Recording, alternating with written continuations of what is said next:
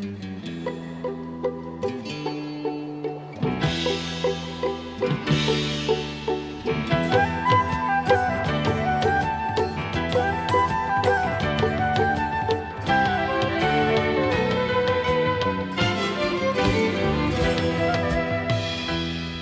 you for joining us. One of the most important causes in our world today is to promote understanding, friendship, and cooperation, not only for Israel and Jewish people, but for all people. Our guest today is Meyer Appel, the founder of the Bridge Multicultural project. Its mission is to unite and energize people of every racial, ethnic, cultural, and religious group across New York and the entire USA. He'll tell us more about this Bridge MCP following these messages. Life Extension Foundation was established in 1977 and is now the world's largest consumer-based anti-aging organization. Life-saving achievements taken for granted today were pioneered by Life Extension Foundation decades ago.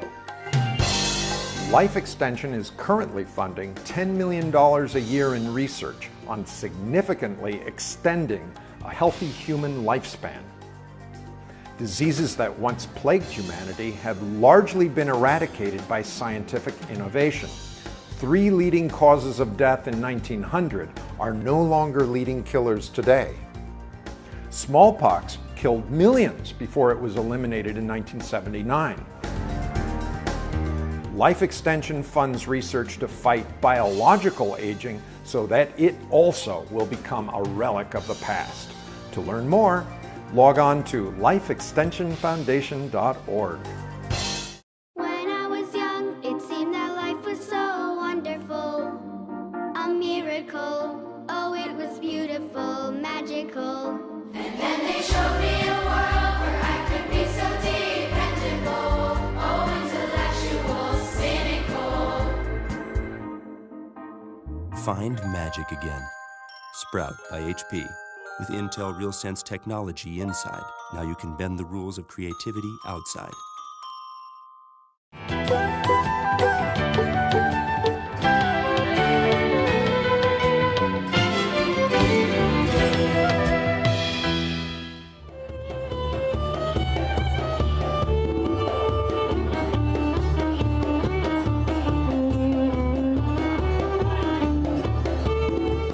Jews have celebrated this beautiful Passover meal with the matzah, with the bitter leaves, with the eggs, with the wine, with all the different 6 portions for thousands of years.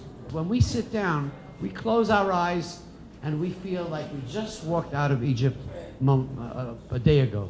And that's part of the commitment, the tradition of the Jewish community.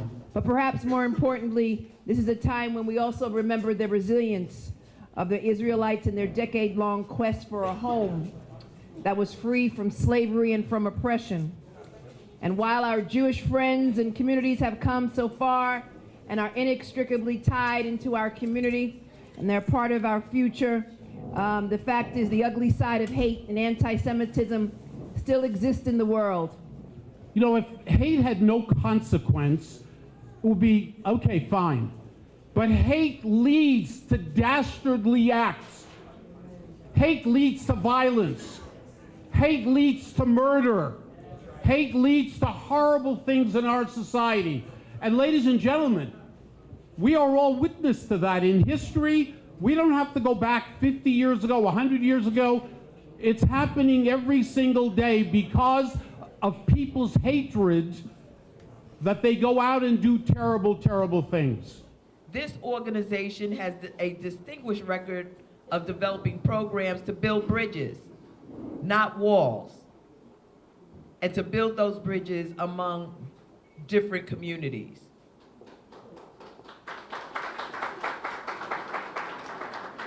They have demonstrated that whether we worship at a synagogue, at a mosque, at a church, or in a temple, we as people of good faith have the ability to work together constructively. There are certainly challenges that we all face in the current environment.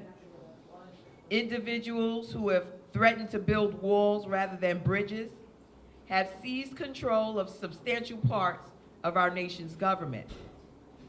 The results have been as promised: a ban on Muslims entering the United States and attacks on immigrant families who have been here for many years. And I want you to know that even if you're not a Muslim or not an immigrant, these policies involve all of us. The government that would ban Muslims today could ban Pentecostal Christians tomorrow or Jews tomorrow. A government that could deny the civil rights of an immigrant could also deprive you of your civil rights. The rhetoric from the current administration has been reflected in the dramatic increase in the frequency of hate crimes that we're experiencing in our very own New York City.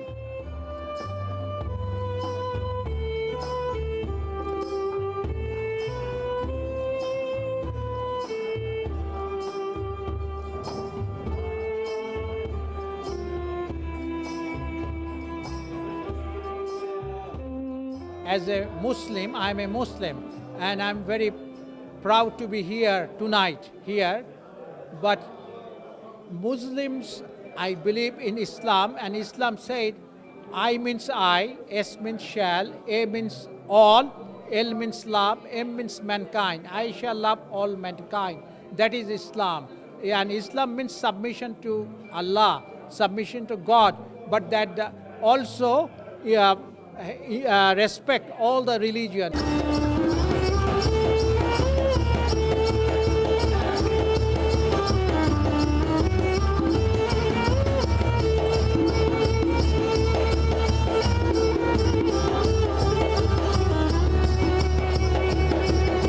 With us now is Meyer Appel. It's a real pleasure to finally have you on the show. Pleasure to be on your show, sir. Mark, you have this organization you founded, The Bridge. Tell us about it. We started the Bridge Project 4 years ago. It's based in New York City.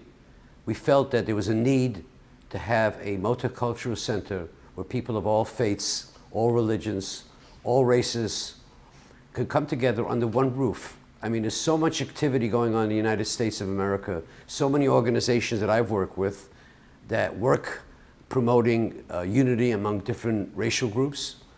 But what we needed, what I felt was needed, was a central place, an actual facility, a gallery, a community facility that everyone, all religions and all faiths, can come into this facility and dialogue together. Dialogue between different faiths and different cultures are not easy. The culture of an Afro-American and a Jew and a Mexican is very hard for them to socialize and get to know each other. But if you have a cultural center, which we created, we have events that everyone can share in.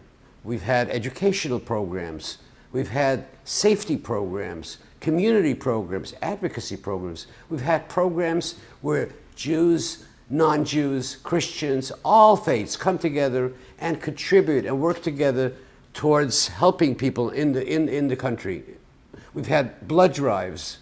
We've had educational screenings, healthcare screenings. We've had so many events in the last 4 years where people from all faiths come into our facility, and because they're here on a mission, whether it's a blood drive, whether it's a jazz concert, whether it's a Passover Freedom Seder, whether it's an iftar event, but if people are in the same venue at the same time, there was always got to be some dialogue, some curiosity. Hey, really? I've been living here for so many years in New York City. I've seen so many people walking around with either a yarmulke or walking around with, with Muslim garb, but we really never had a chance to talk. So this is a facility where people talk. We've made a lot of progress.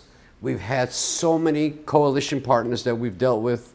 We've dealt with the Turkish community. We've dealt with the Bangladesh, with the all the Muslim communities, all the Jewish communities, many of the Afro-American communities. And it's been amazing that people who live together in New York City for over 20 years and see each other on the street on a daily basis, pass each other on the street.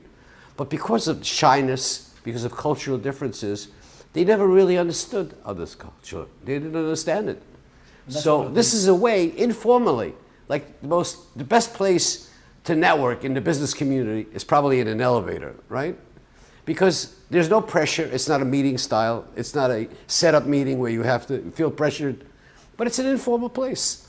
If you have 200 people in my facility attending a Passover Freedom Seder, a Unity Seder, attended by major Congress people, the head of Medgavis College, the people of honor, and when we sit down at a Passover Freedom Seder and we read parts of the Quran and we read some of the Christian faith stories from the New Testament, everybody seems to smile.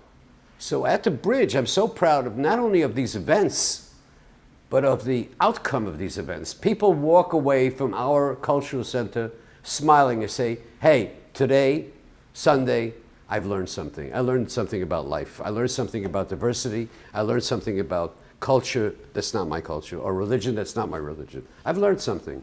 And that is something very special. Absolutely is. And we covered one of your blood drive events where Jews, Christians, and Arabs were donating blood side by side. That was pretty spectacular. It was unbelievable. We had a blood drive. It was actually, one of them was sponsored by the borough president of Kings County, Eric Adams. And it was amazing. I mean, you could see 12 beds stretched out. People, when you give blood, you lie down in the bed, and you probably spend a half hour on the bed, before the syringes are put in and blood is taken from you. And you could see rabbis, Muslims, Afro-Americans, all of them sitting and giving blood. It was just a beautiful event, and everybody afterwards, grabbed some refreshments, and it was fantastic. And the thing is, we raised 52 pints of blood that day. 52 pints of blood can save 200-300 children's lives at an emergency room. Emergency rooms, by the way, in the United States, always have a problem with and a shortage of blood. Because even if they collect enough blood from the community, which they always have blood drives in the community, but blood has a certain shelf life. So we have a commitment to constantly replenish that supply of blood, to the community. Absolutely. And I'd like to ask you to share with our audience what motivated you to found the Bridge. Well, that's a very good question. I am the son of Holocaust survivors.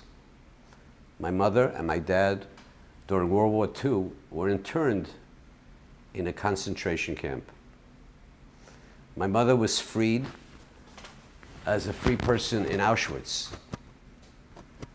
And she was actually freed by the Russian army, which the American army came in right afterwards. My mother looked at those troops, those American troops that came to feed her with the first glass of water that she's had in months, the first bowl of soup, the first fresh fruit that she's had in 2.5 years. And she looked closely at the eyes of the soldiers, the American soldiers that were hungry. They came thousands of miles from across over the Atlantic to come. And she looked at the faces and she noticed something. First of all, that was the first time she actually saw a black person in it. And she looked at the faces of the American soldiers, and some of them were Asian, some of them were Spanish, some of them were Jewish, some of them were black. They all came and representing one thing, freedom and unity. And so many millions of people gave their lives for my parents to be able to rebuild their lives, come to this country. The least I can do. I grew up in New York City, and despite what you read about in the media today about friction, I don't recall in New York City a friction between one community and the other community. It never happened, regardless of what it says in the newspaper. It never happened that a community, the community that we're located is a strong Haitian community, Jewish community, Pakistani community, Bangladesh community. Everybody gets along. Tell us about the actual facility you have. The facility is 3 stories of 3,000 square feet each. 2 floors are complete, the third is halfway complete. So the first floor is actually built as an art gallery, a multicultural art gallery. So we have artists from around the city that come to our center and display their art. So we have different art, some art we keep at the location, okay? So the first floor is very open space with all the plasma televisions, brick walls, very modern space. And we have an affiliation. We let nonprofit organizations that are small, community-based organizations that do not have an infrastructure we help them. So we let them use our space for events. So the space is used almost 365 days a year, whether it's a jazz night, whether it's music, religious holiday events, whether it's New Year's, whether dance lessons or music lessons or educational classes. The facility is used 365 days a year. The second floor is actually the conference room, executive offices, and also a resource room where we have a library of various different books, and we use that also as for our music lessons and for other types of educational programs. So the second floor is basically more for the educational programs that we do up there. We had the educational programs that we did in the last few months were CPR training, other kinds of training, emergency training, emergency response training, hurricane safe training. That's part of the educational initiatives that we do, and that's on the second floor. In this information age, it's so important for good causes, especially to be made known to the public. So other than being on this Jewish program, the Shalom Show on TV, which will be on ABC in Florida, and it's going to be on DirecTV, Time Warner in your neck of the woods in New York, Comcast, in fact, reaching 44 million homes nationwide, which is nice exposure for the beautiful message that you're conveying here today. However, what other publicity have you been able to get for your important cause? Well, if you go to our website, which is thebridgemcp.com, we have a section, different sections on all our programs. You can see videos, you can see many of our programs and many different flyers on it. But we've been highlighted in most media across the country, across the country. Even the New York Times did a story. We don't have it yet on the website. We originally started, our mission before we started the Bridge was keeping children safe from sexual predators. We worked on special education, which is very important for preschool children, to get education started at an early age, at birth, which is an entitlement in America, and people are not aware of it. So we've done a lot of advocacy work. We go to Albany a lot, we go to Washington, D.C., and we come together. When we go to Albany or we go to Washington, we go as a team. We go as Jews, as blacks, as Muslims, better health care, better education, better early intervention, whatever it is, we go as a team. And if we go as a team, we feel that's where the strength is. The strength is that we can do more by being a coalition of different religion and faiths to move the government. The government needs to be moved. And the government is just like any other business. The more you nudge them, the more you bother them, they'll make that the agenda. They have so many agendas in Washington, D.C. today. And they have actually, more, right? Yeah, sorry for interrupting, but you also have traveled with many VIPs, Bloomberg and others, to Israel. Yeah. Tell our audience about some of your world travels. Well, that's not, I'm a board member of the American Jewish Congress, which we once a year, usually in November, we bring 26 mayors from around the world, from different countries, including the United States. As a matter of fact, last year, the mayor of Miami Beach was on our thing. But we take 26 mayors from around the country, and we bring them to Israel for about 10 days. And we meet with the Prime Minister. We go to Yad Vashem, which is the memorial for the Holocaust. We also go to Nazareth. We go to Christian places, and we cover a wide area of Israel. And it's brought about a tremendous goodwill.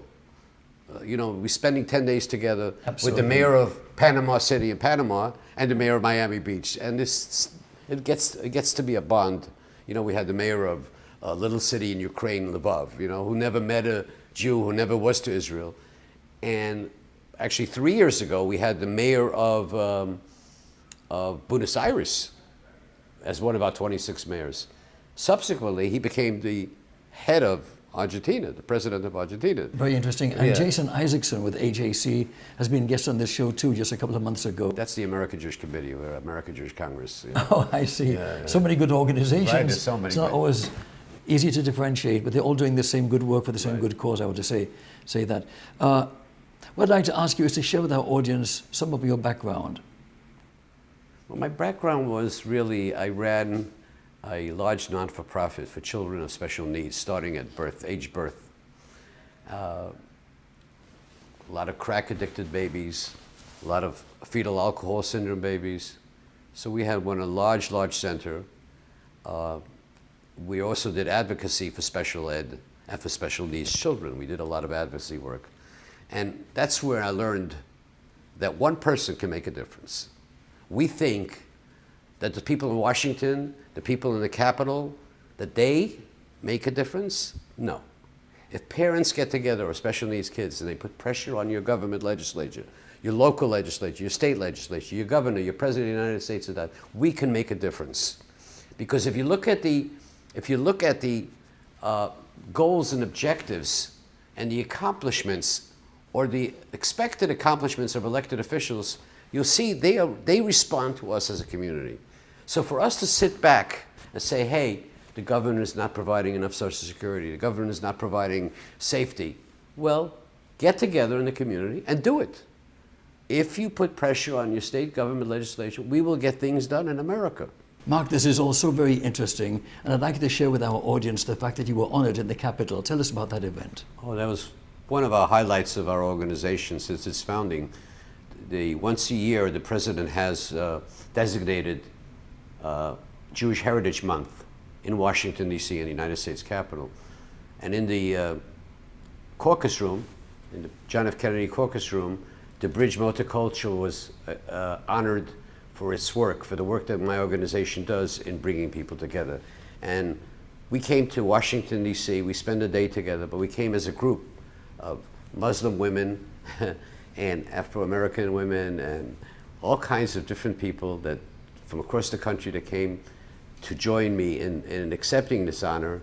And we had a chance to get this honor from Congressman Kennedy, who was a strong civil rights activist, and Congressman John Lewis, who we spend a lot of time with. And Congressman Lewis, of course, is America's hero, being beaten up in Selma and becoming a United States congressman. And John Lewis looked at me and he said to me, Mark, he says, I can't believe it. You know, with all the work that I've been doing for 30, 40 years, lecturing across the country to universities, schools, libraries, lecturing about diversity and unity, but you guys are actually doing it. Our message is that we want to help other communities across the country develop that same model. You need to have a venue. You cannot have a slogan, speech, or a one-time event. Diversity must be an ongoing process of dialogue. And the way you have dialogue is have a cultural center where you have different kinds of community events where people of all faiths can come together, and I said before, just talk. Absolutely. And you know, speaking of talk, everything begins with talk and then deeds follow. And speaking of deeds, Shari Arison, the co-owner of Carnival Cruise Lines, owning basically all the cruise lines in the world just about, instituted this Good Deeds Day. And one of the thoughts I presented to her, and you and I discussed this a while ago, the idea of events such as a Shalom tour to the Holy Land, to Israel, with people of different beliefs, as your organization, some of the organizations you are involved with, pursue all the time. But also a Shalom Show cruise, where people can go for a week from New York or South Florida, and different background, people of different backgrounds can interact, hear lectures by you and other people. So how's that going, that thought? Well, it's a good idea. We do have in New York City, the Jewish Community Relations Council that does about a dozen tours, bringing different ministers of religion to Israel. And you know, there's nothing like being on site of a country. And talking about Israel, you know, we're not a, even though I'm a proud Zionist and supporter of Israel, but that's not what my organization is. But I do want to say that the people of different faiths that we had go to Israel and see an actual democracy. See for themselves. See for themselves an actual democracy. Mark, what are your plans for the future with the Bridge and in other endeavors? Well, this year we initiated the Unity in Action Task Force. That's a task force of volunteers that we put together from different cultures and different religions. And we actually go out into the community, and we're a response team to social emergencies. I hope that across the country we can duplicate the Bridge Multicultural Project. Every community that has a community center should devote part of its programs and services to diversity. We have so many beautiful communities across the country, and they're all different kinds of communities. Community Northeast United States and South is a completely different kind of community and kind of people. And if you had, similar to a public library, but just any community center, create one day, a day of diversity, where people could come in, listen to, whether it's a lecture, whether it's a blood drive, whether it's mammography that's done, or any kind of program where people can come together. Because I believe if people of different, completely different beliefs and completely different ideology sit down at the table and talk, that leads to respect. That leads to a better society that we all need today.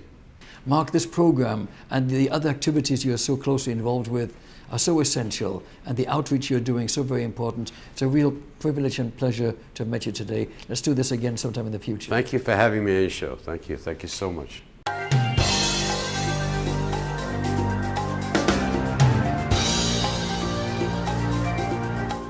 I'm Bill Falloon, co-founder of the Life Extension Foundation. We're the world's largest anti-aging consumer medical group. For the first time in history, we can invite you to an event called the Revolution Against Aging and Death. This is an event that we are co-sponsoring because science has reached a level where we can talk realistically about converting older people into much younger individuals from a biological standpoint. It's going to emanate in San Diego, August 4th through 7th at the Revolution Against Aging and Death Conference. The first conference, by the way, that Life Extension has co-sponsored since 1986. It's that exciting for us to put out this kind of an effort to invite you to attend and meet the Life Extension staff and scientists. I encourage you to log on to radfest.com, enroll, and spend the most exciting weekend of your life.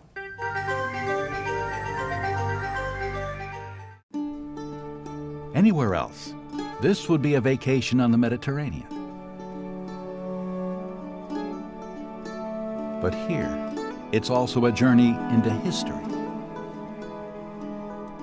From modern Tel Aviv to the ancient cities of Herod, the Romans, the Crusaders. The history of Israel lives in all of us. Come find the Israel in you.